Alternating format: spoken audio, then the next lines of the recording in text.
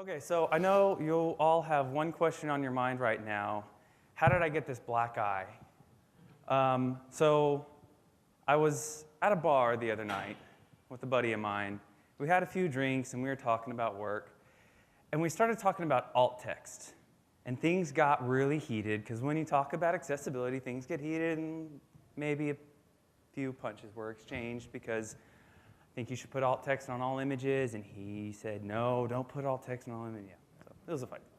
So if I get anything wrong in here, see me out back, and we'll discuss it. Okay, so my name's Kevin Lamping. I go by K-Lamping on Twitter. I'm a front-end web developer. I'm a native Texan as well. I think that's more important. As my slides disappear on me, that's always good. There we go. I was born in Boerne, Texas. Anybody know where Boerne, Texas is? Yeah, beautiful location. I've spent my entire life in Texas. I spent a few years. I went to school up in Dallas, and then I moved to Austin, spent a few years in Austin as a developer, and then I spent a few years, not a few years, I spent about 6 months as a high school teacher teaching web development, and that was a really interesting time in my life. I'm currently living in San Antonio with my wife, and this is my son. He's going to be 3 in March, and you'll see him later in the talk. 6 years ago, when my first job out of college, I started getting involved in accessibility. Was working with 2 other web developers, really great web developers. We were tasked with making an eye care website accessible. You can imagine why an eye care website would need to be accessible. And this really introduced me to accessibility from a best practice standpoint. And ever since then, I've always been interested in accessibility. How can we make sites accessible?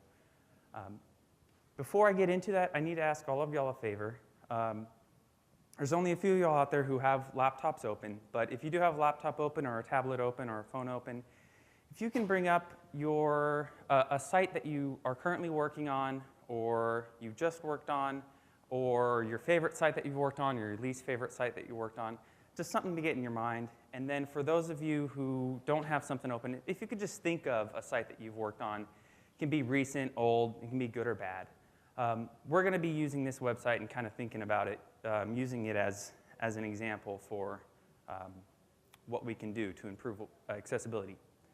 So these are the WCAG 2.0 or WCAG or WCAG 2.0, whatever you want to call them, guidelines. They're hard to see, but I assume all of y'all have all these memorized, right? Maybe, maybe not, no, okay. Well, it doesn't matter. Thinking of that site, or you're looking at that site that I talked about, go ahead and raise your hands if you know that that site meets all of these guidelines. Yeah, I don't think I have a site that meets all those guidelines either. How about 90%? 75%? Okay, good. If you could do me a favor, if you have any feedback, I'd appreciate to hear it. 75% is pretty good. So if there's something that you think I should know, I'd really appreciate to have any feedback, because I'm always learning. We'll get to those again later. Your job today is I'm going to present some techniques to you to improve HTML5 accessibility. That site that I mentioned, I want you to think of, okay, how can I apply this to that site? Now, that site, I'm going to mention that site again. How many of y'all were paid to make sure that that site was accessible? Raise your hands if that was one of your deliverables. This website will be accessible. Okay, less than half of you, 2 or 3. What that means to me is that web accessibility is something that we developers have to care about. We're the ones who have to put the effort in. We're the ones who have to ensure that our sites are accessible. Nobody's going to be cracking a whip on us saying, hey, make sure this is accessible. So that's what that means to me. Now, I've got good news and I've got bad news. Let's go ahead and start with the good news. Good news. Accessibility is easy. For the most part, HTML is accessible. If you're building a simple site, it's pretty easy to make it accessible because HTML is accessible to begin with. You get your alt text in there on your images. You get your labels on your forms. You use proper semantics like headings, that sort of thing. And chances are, if you've got a basic site, it's going to be accessible. So I'm going to skip that stuff because that stuff's been covered before. There's plenty of good resources out there. I want to talk about HTML5 accessibility today. And the good news is that, for the most part, what I'm presenting today is pretty easy to implement. On to the bad news. Accessibility is hard. When you get past the simple stuff, when you start getting into JavaScript and you get into dynamic pages, it gets really hairy. And not even really tricky stuff, even trivial, or even simple non-trivial stuff, like having a drop-down or a pop-up window or even a modal. Having to manage focus, make sure that it's keyboard accessible, make sure that when it pops up, a screen reader reads it. That can get pretty tricky. Trying to meet all of these guidelines, it's tough. Accessibility is a hard thing to do. And so as a web developer, you not only have to support all the browsers out there and make sure they're all compatible on all the different devices, you also have to include screen reader support. And you also have to include assistive technology support, other than screen readers. You know, you have screen magnifiers, you have different input devices. It's really complex.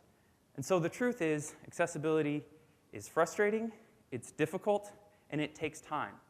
Don't let anybody ever tell you that accessibility is the simplest thing in the world, because unless you're building a one-page site that says, my name is so-and-so, it's going to be tricky. You're going to have to work on it. You're going to have to test it. Because of this, we have difficulty with it. We forget to follow the guidelines. You know, there's times when I build a site and I go, oh my gosh, I never checked whether it's accessible or not. And then we also let ourselves off the hook. We say, we're going to check, we'll check it later, we'll test it later, we'll add in accessibility later. I know the basics of accessibility, so I don't need to test for it. We do all that sort of stuff. So I want to begin, before we get started, I want to clear our conscience. Oof. And so what I'm going to do is I'm going to bring up my Catholic heritage, and we're going to have a quick little confessional so that we start with a clean slate. So if you could repeat after me out loud or in your head, I don't care, whichever one.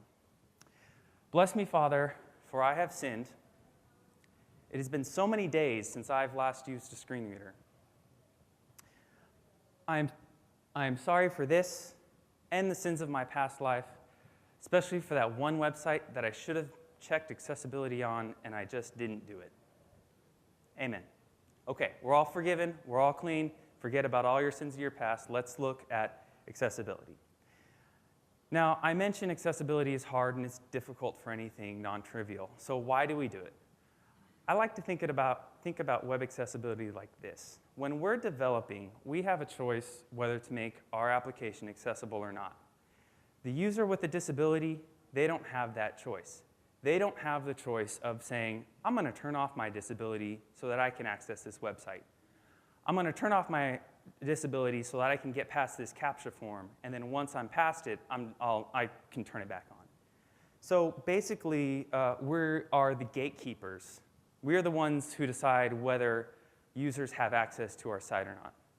Just a side note, I was presenting this to my wife, you know, as a kind of going through it, and she's great for listening to me for 40 minutes about something that she really doesn't know much about and probably isn't ever going to have to use.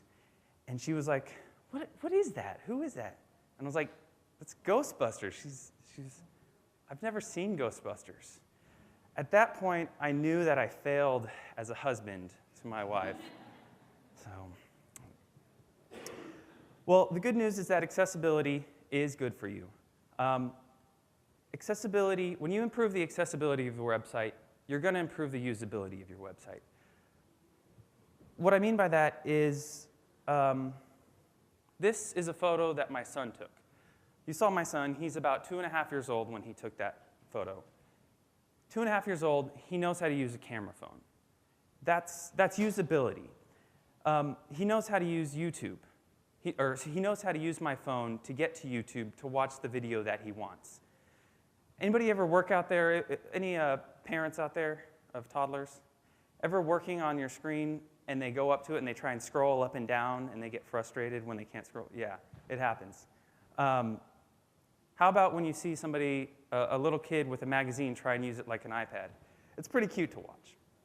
So I mention all of this because after Steve Jobs passed away, Stevie Wonder had some unusual praise for him that he didn't always get praised for. He got praised a lot for the accessibility side, the usability side of the iPad and the iPhone, but not so much the accessibility side. And I've got to find the actual quotes here that I'm going to go through. Sorry, you think you prepare, but you don't. Okay, so this is from that interview, quotes that Stevie Wonder had to say. The one thing people aren't talking about is how he has made his technology accessible to the blind and the deaf and people who are quadriplegics and paraplegics. He has affected not just my world, but the worlds of millions of people who, without that technology, would not be able to discover the world. Anybody here think that iPhone or iPad could be accessible to somebody who can't see the screen? That kind of surprised me when I first learned that it could be. And I was like, how? They wouldn't know where to press. How are they going to figure that out? Well, they took the time to think of a completely different interaction method. And so instead of precise touches on the screen, they use gestures. And so that's opening that up. And I'll talk about, give another quote.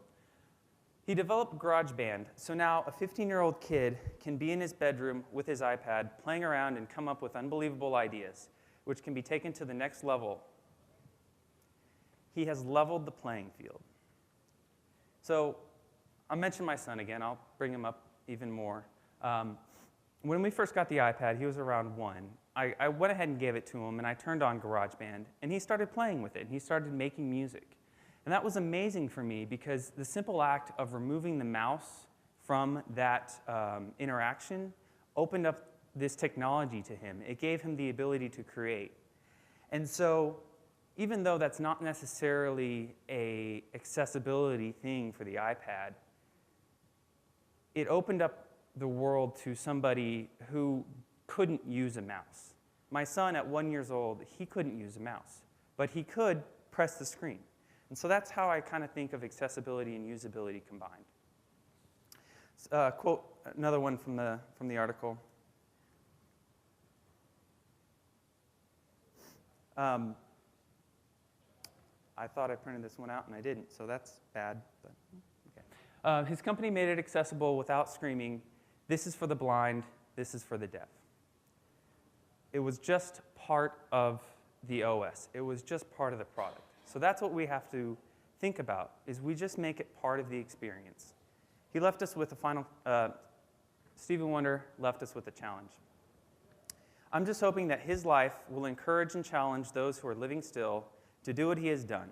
You just make it one of your applications. It's in your technology. That will then create a world that will be accessible to anyone with a physical disability. So it turns out that when you make your site accessible, Stevie Wonder might just call you up and say thanks. So you've got that going for you. But Steve Jobs, I mentioned that he did it, and Stevie Wonder mentions that did it for the love of the technology. Steve Jobs, he didn't do it to meet government regulations. He didn't do it to meet guidelines. He did it because he wanted to make this technology accessible to anyone, regardless of the disability. And so that's what makes accessibility worth it to me. That's what makes fighting accessibility worth it to me. Okay. All that said, let's get to it. What does HTML5 mean for web accessibility? We'll start off by looking at the new sectioning elements. How many of y'all have used the new sectioning elements? Great, okay. So let's look at some browser support from an accessibility side. We'll start off with header. On header, in IE, Safari, and Opera, header gets reported as a div. Now, this doesn't mean that it's not supported in the browser from an HTML5 perspective. It means that the browser doesn't expose that element as a header to anything besides the browser. And I'll get to what that means in a minute. Chrome reports it as a section, so it's a little bit better than a div, but Firefox is the one that gets it right. It reports it as an actual header. I need to mention at this point, this is only for Windows. On Mac, it's different. On Mac, Opera, Chrome and Firefox mispronounce it as a div. And then Safari is the one that gets it right. This support information comes from HTML5accessibility.com. They've got support for all the different HTML5 elements out there. It comes from September of 2012. The web is moving fast, so some of this may have changed. It's always best to test your stuff to make sure that it's got the latest. So that's header. Let's look at footer. Picture is pretty much the same, i.e. Safari, Opera on Windows don't support it. Chrome and Firefox do. And then on Mac, Opera and Chrome don't support it. And then Safari and Firefox do. Now, 2 elements down, not that great a support, maybe 50% at best. The problem is it's bleaker than this. When we talk about support, it's a broader term. The browser is not the only one who's responsible for having support. The assistive technology must also work, must also be upgraded to make sure that it understands what the browser is telling it. So what I mean by that, I have to get into the relationship between the browser, the OS, and the assistive technology. When you load a website in a browser, that browser will expose the structure to what's called an accessibility API. The accessibility API is part of the operating system. It's kind of a middleman between the software being run and the assistive technology that's trying to access that software. So here, Safari will talk about the web page to the accessibility API, and then VoiceOver will listen to the accessibility API for that kind of information. This might be a simplification of what's going on, but I just wanted to get it in an easy-to-understand format. What this means is that support needs to happen in 2 places. Not only does the browser need to support and talk and speak the right language, the HTML5 language, to the accessibility API, the assistive technology, VoiceOver in this instance, needs to listen for that and needs to understand what the browser is saying. So if you have a browser that exposes accessibility and exposes these elements, exposes accessibility is not the proper term, sorry, exposes these elements, but the assistive technology, like a screen reader, it doesn't listen, then there's essentially no support. And then it works the other way. If the screen reader is listening, but the browser never says it, then it's equally as useless. To make matters worse, we all know as web developers that users don't upgrade. How many of y'all are still supporting IE6 or IE7? Yeah, because users don't upgrade. And that's a problem because support may increase in the newer browsers and the newer technology, but we're going to have backwards compatibility. So while we may have HTML5 accessibility support in 2013, 2014, we're still going to have to be coding for 2010. Brings me to my question, is there any hope for us to make HTML5 accessible? Because it's useless until browsers, assistive technology, and users upgrade their stuff. Well, when you're wearing a belt and the belt doesn't work, it's time to put on some suspenders. And I'll talk about what those suspenders are. We get back to our sectioning elements. While browser support is low, it's still maturing on the HTML5 side, there's a backup. And that backup is called ARIA. Raise your hands for those of you who know what ARIA is. Cool. And I'm not talking about the opera singing? No? OK, good. ARIA, it stands for Accessible Rich Internet Applications. And the good news is that it's got pretty good support out there. There's a lot. ARIA has actually been around since before HTML5. And so browsers and assistive technology has had time to upgrade their stuff, and users have had time to upgrade their stuff. So ARIA works by adding semantics to your HTML. What I mean by that is if you create a tab view on your page, you're going to do it with a div around the whole thing, UL for your tabs, and then divs for your content. Well, with ARIA, we can add these role attributes, and we can add other ARIA-specific attributes to our elements to add semantics for browsers and assistive technology that's listening for those semantics. So we've got HTML5 support in some browsers, but we've got ARIA support in a lot of browsers. Well, the good news is that we can use both. We can combine them. And by combining them, we can drastically improve HTML5 accessibility support. Yes?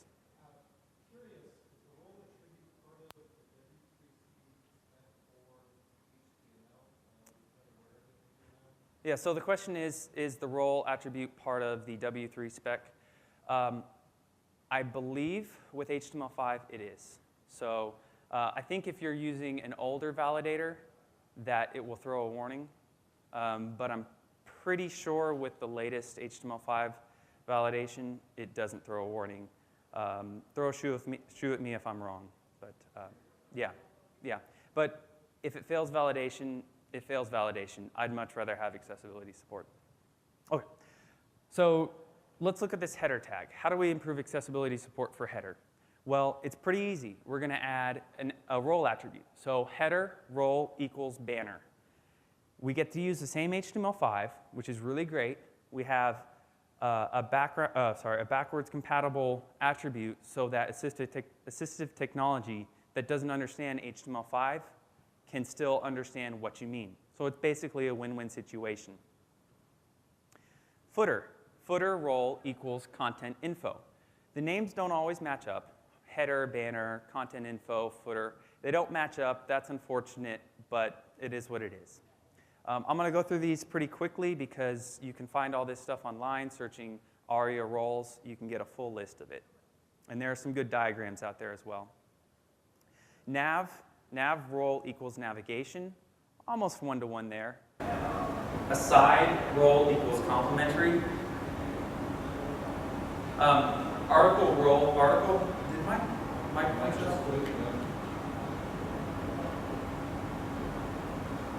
okay, I'm going to have to talk louder. Let me try.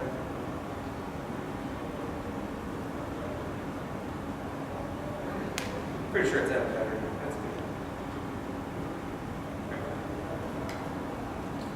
Recommended Phoenix translations. Like recommended Phoenix translations. Yeah, so I would say that these were out there before HTML5 came out, and then HTML5 came out and wanted Each tag corresponds to the role. Yeah. And so with article, I graded out here because I didn't have support information. You can find support information for how well these roles are supported. Some of them are newer than others. With article, I couldn't find anything. Go ahead and use it. Nothing's going to hurt if you do use it. Section does have a role of abstract, but section has a role called section, or a complementary role called section, but it's an abstract role. There's another, an abstract role, and because it's an abstract role, that's kind of a programming thing. And so the W3C doesn't recommend that you use the section role, that's just the way it is. As an alternative, you can use a role called region. Region isn't as simple as having a section role would be. It's a little complicated. I'm not going to get into the details, but I want you to know that it's there. Here's an instance where ARIA kind of helped shape HTML5. In the original HTML5 spec, they didn't have a main element. ARIA did. And because of the efforts of the accessibility community, they were able to push and say, we need a main element. And so here we have an instance, main just got added to the HTML5 spec. And we have an instance where ARIA shaped HTML5. Here's a little bit of repetition here, and that's just the way it's going to be. That's the price you pay for backwards accessibility, or backwards compatibility. But it's accessible, and that's what matters. Okay, so I talked about that website that y'all had in your mind. Any of y'all thinking right now that you could use a quick update to your website? You can add a couple ARIA attributes and improve. I'm going to tell you, this is a great quick win to improve the scannability of your website. Screen readers support ARIA, and what they can do is get a quick outline of your page. They don't want to get to the navigation, they just want to get to the content, so they can skip to it. If they're done with the content, they want to get back to the navigation, they can easily skip to it because you have those semantics in there. Okay, so those are the section roles. Let's talk audio and video. Anybody using audio and video out there? Yeah? A little bit, 2 to 3 people. I haven't had a chance to use audio or video yet. I do want to use audio because of the way that you can stop and play and skip to certain sections. I'm hoping to get a chance soon. So let's look at what we can do from an accessibility standpoint here. Now, I've spent a lot of time talking about screen readers, but just because your site is accessible to screen readers and that it's usable in a screen reader, it doesn't mean that it's fully accessible to all the different disabilities out there. So you need to consider others in all your accessibility testing. People with limited mobility or people who are hearing impaired. Parkinson's disease is one of the most common nervous system disorders for the elderly. It causes shaky hands, shaky arms, and that makes it difficult to use a mouse.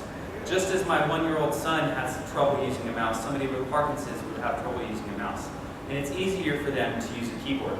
Anybody entering a form want to tab through it and get frustrated when they get to the last form field, they press tab, and they don't know where that focus went? Yeah, I get that, and I'm like, am I on the submit button? Am I not on them? Am I on the cancel button? So I actually think that here's another case where you improve the accessibility by making sure that your keyboard is accessible. You improve the usability as well. So HTML5 really helps with this, really helps improve keyboard support and support for those who are hearing impaired or don't have a pair of headphones and don't want to play music across the entire auditorium or where they work. So they're trying to watch a video, but they don't want to have the sound on. Anyway, because HTML5 helps because it provides a standard to follow for the browsers. So the browsers can implement one single consistent control mechanism that has built-in keyboard functionality, and so each developer doesn't have to reinvent the wheel. The browser does it once. The user understands what those controls are and understands how to operate them. It's just that standard that helps improve accessibility across the board. And native keyboard support is for these controls is added in a lot of browsers already. So by using audio and video for browsers that support it, you've already got accessibility built in. That's one of the great ways that HTML5 helps accessibility. If you want to roll your own controls, you can make them accessible. Use the button. I highly recommend using a button to build your controls, because if you use a div, then you can't tab to that div. There's tricky hacks that you can use to get to it, but use a button. It's a simple thing to do. And then you have custom controls for your audio or your video, but it's still accessible. I mentioned hearing impaired users or folks without headphones in a busy place. There's a track attribute for audio and video. And so with track, you simply point to the caption track that you have, and that's a VTT format. It's called WebVTT. Almost all the modern browsers support WebVTT now. And it provides us a common captioning track format so that we know how to write our tracks, and they're available across all the browsers. So to add that track, you add your track tag with the proper attributes, and you add it inside your video tag. And you can do this with multiple tracks for multiple languages. It's really great. So that's that. I do want to make a point that support is out there, but users are slow to upgrade, and so you need to provide backup. And Flash can be that backup as long as you code it in an accessible way. Yes, Flash can be accessible. You've got to try it out. You've got to try for it. You've really got to put in the effort to make Flash accessible. And there's things to watch out for, things to be careful with it if you do go that route. But it is an alternative. You can use a library that's already built that's got that backwards compatibility built in, and that way you can more easily get your stuff out there without having to do too much work. This is a video.js. If you do use a library, make sure you test. You can't be guaranteed on anything without testing.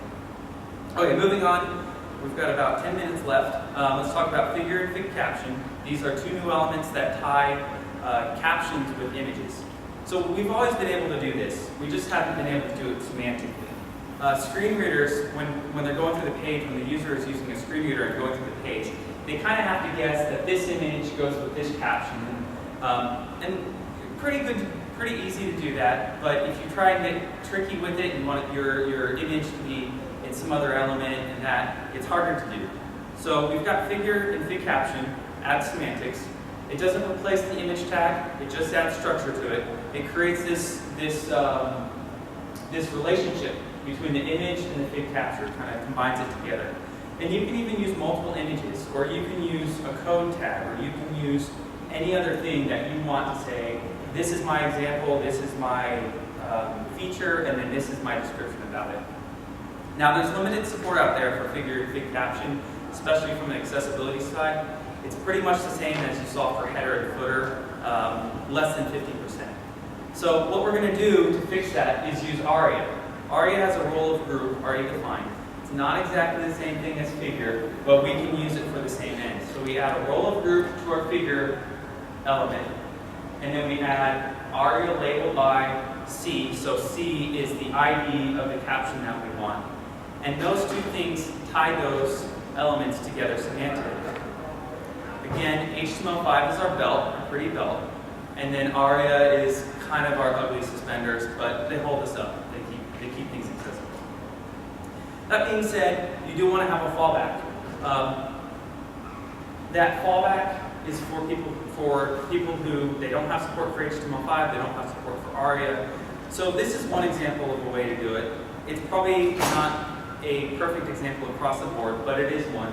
So you add an alt of photo 1, and then in your caption, you mention photo 1. So you create that textual tie there. It's not a strong tie, but it gives users a hint of what's going on. I mentioned this isn't ideal. I also mentioned that accessibility is hard, and it's hard to get right. You know, we've had to cover a lot of bases here. Three different ways to code pretty much the same thing. Accessibility is hard. That's the truth. So you work at it and you do the best you can. Talk about Canvas real quick. It wouldn't be an HTML5 talk without talking about Canvas. Canvas, it's got limited accessibility, so I personally wouldn't recommend it for any critical flows you have. But if we do need to use it, we can provide fallbacks. Here's our Canvas tag.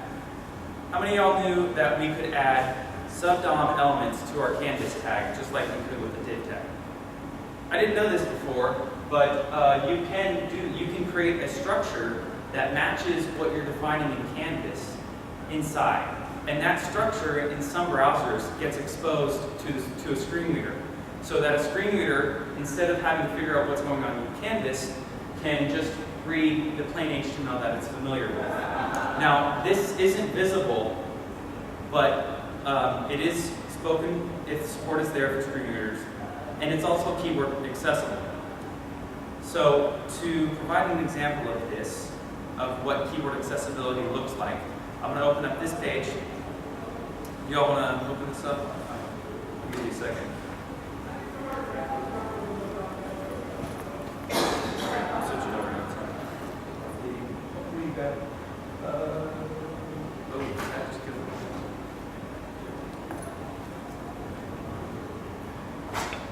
Okay.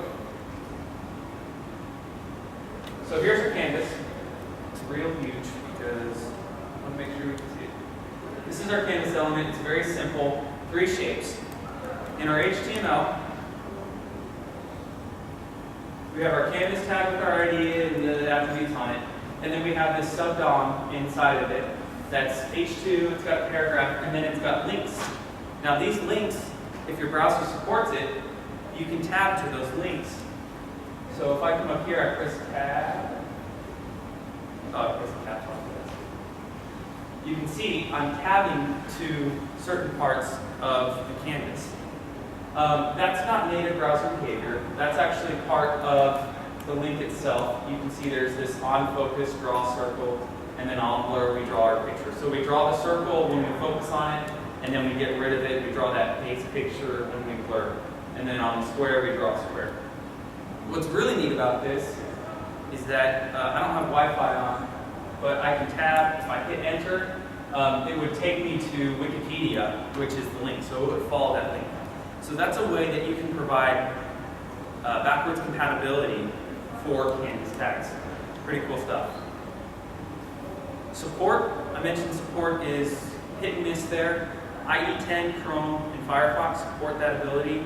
On Mac, it's Chrome, and it turns out that the support was outdated because it's also Firefox, because I just use Firefox for it. So hey, support is updated. So now in some of these browsers, support isn't there for exposing that DOM to the accessibility API, and in some browsers it is. So just be aware of that and always test your stuff. One more thing to mention about Canvas is when a user is using a screen magnifier, they can have trouble with 3D Canvas elements. So you want to provide a 2D fallback, because what happens is from what I gather is you try to zoom in on the canvas, it doesn't know exactly where you're trying to zoom in on the 3D plane, and it just has trouble with that. So you want to make sure that you have a fallback for that as well. Again, you can fall back to Flash for browsers that don't support Canvas. It's not fun, but it's a necessary step that you want to take to make sure that your website is accessible to all. Mention two things real quick about mobile accessibility. It doesn't really have to do with HTML5, but it's mobile. So the first thing is that you've got to test for it. Just because you're working on mobile doesn't mean you don't need to do accessibility testing. The truth, iOS is actually a very cheap assistive technology, well, relatively cheap. There's lots of people who, with disabilities, they use mobile because it's a simpler experience. Mobile websites are, by their nature, for the most part, simpler than desktop websites. They're easier to access. And so you need to test your website if it's a mobile website, if it's a mobile website inside a web view, inside a native app. You got to test for it. Don't make excuses for yourself. The other thing is that you should use HTML5 elements. They've got native support. iOS is really good about this. Using something like a date picker versus rolling your own, it makes it more accessible. The browser already has support for it, and it's much easier for someone to figure out once how to use that native browser control than have to figure out your custom implementation. That being said, make sure you provide fallbacks. Test your stuff. If there's one thing I've iterated over and over again, test your stuff, put the effort into it. You would never release an HTML5 app into the wild without testing it across all the browsers. You wouldn't do the same for accessibility testing.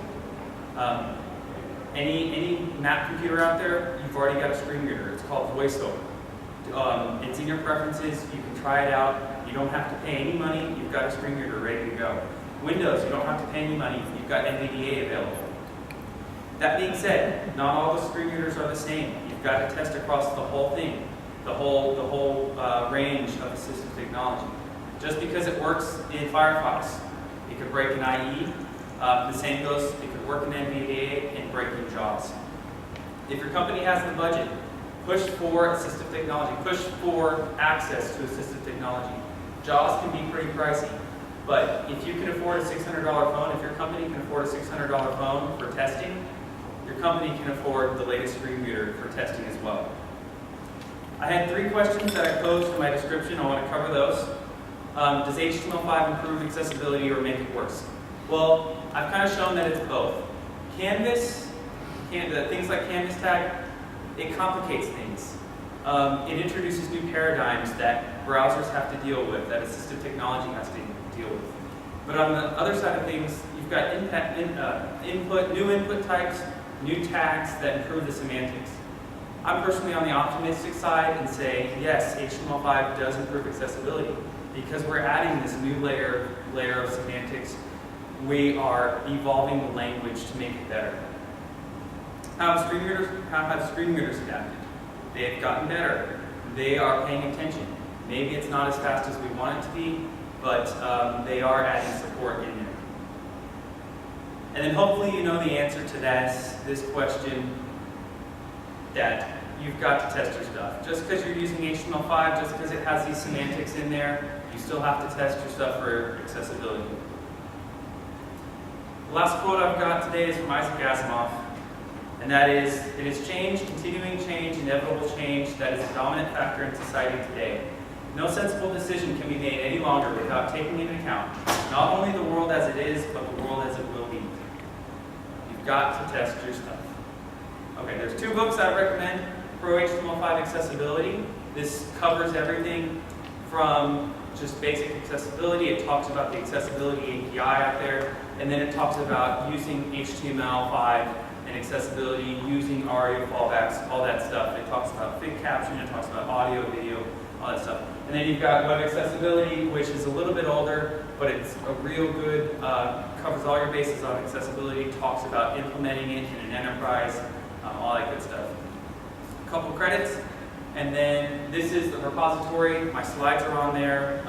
A somewhat transcript that I kind of planned off of is on there if you want to read through there. I've also got a lot of resources. Every resource, pretty much every resource that I used for this talk about compatibility and articles that I read that were really interesting were on there. So if you go here, and that's two ones, A11Y. If you go there, go to the resources.md. It's got a bunch of links on there. And then if you have any questions or comments on this talk, I'd appreciate anything at Kate Lampy. Any questions now, I'd be happy to answer. Thanks. Great, I appreciate y'all sticking around. Enjoy the last talk, which is about to get started in, I think, 15 minutes, or 10 minutes.